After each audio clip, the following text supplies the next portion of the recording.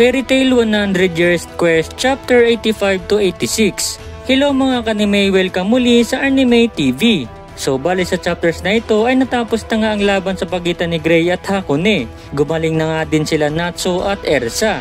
At bigla nga nagsilabasan ng mga napakaraming mga kamay sa Elenter. At tinalo na nga din ni Suzaku si Celine. Pero bago tayo magsimula, like mo na din ang video na ito bilang suporta sa channel natin. So nagsimulang chapters kung saan pinagpapatuloy lang ang labanan sa pagitan ni Gray at Hakone.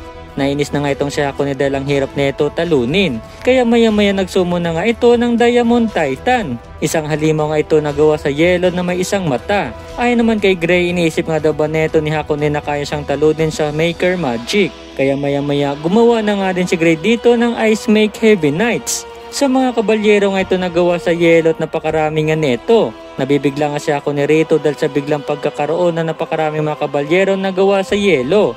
Agad nga inatake ng mga kabalyero ang Cyclops dito.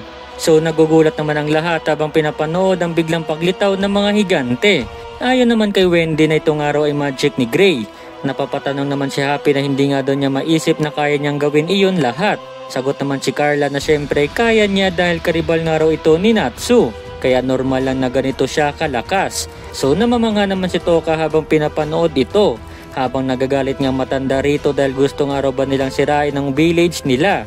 Samantala sa labas ay patuloy na inatake ni Gray si Hakone rito.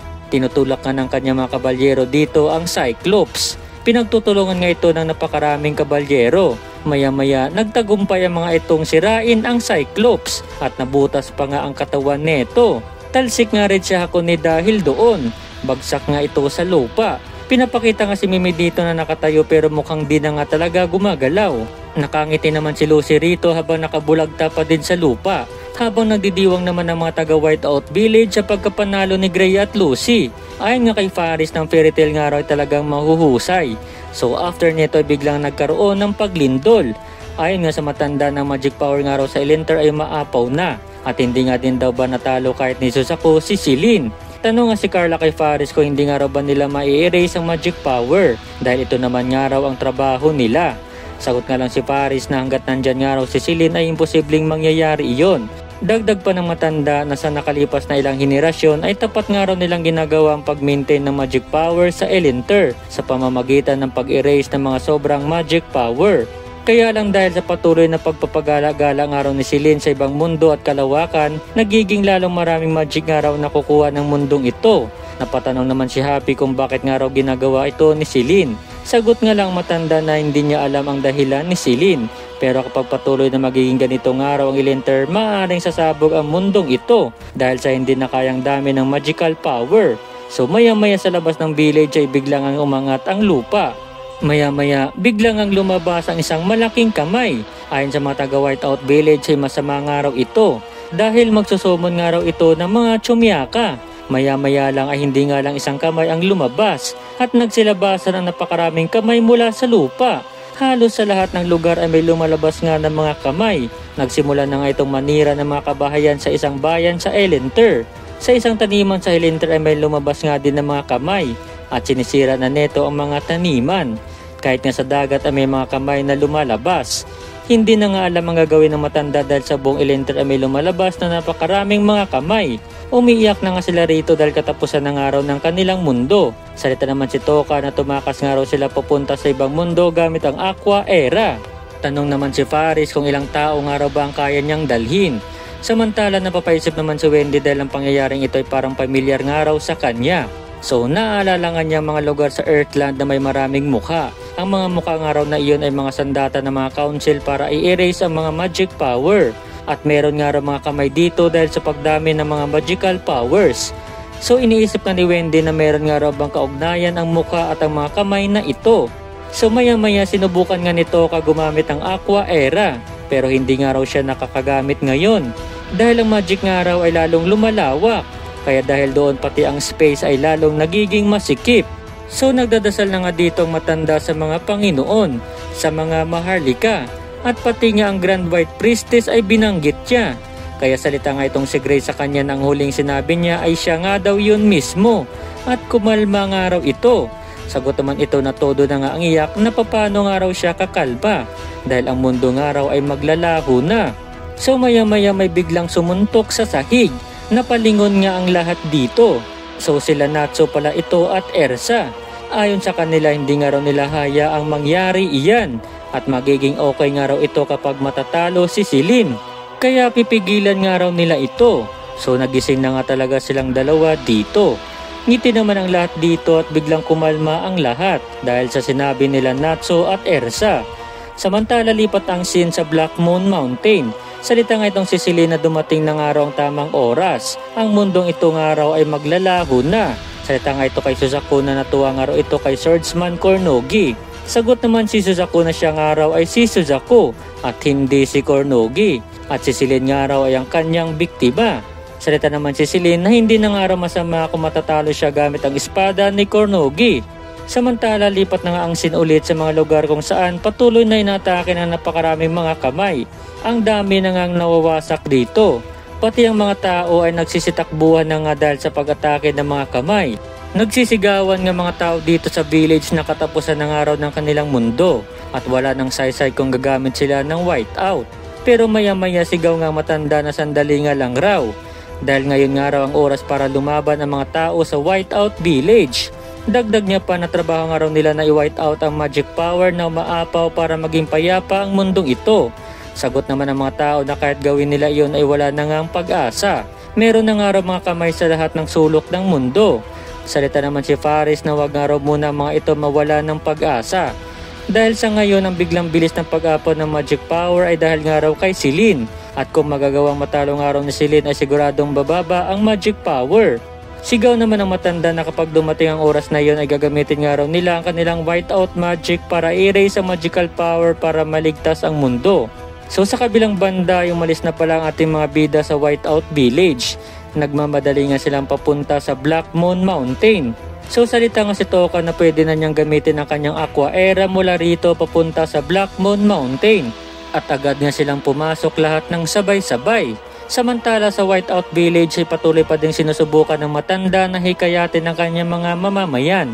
Ayon pa nga sa kanya na si Suzaku at ang mga taga Fairy Tail ay sila mga tao na hindi taga dito pero patuloy na lalaban para protektahan ang kanilang mundo. At bakit nga raw sila ay tatakbo? Ang Elenter ay kanilang mundo at sila nga daw ang dapat ang puprotekta rito.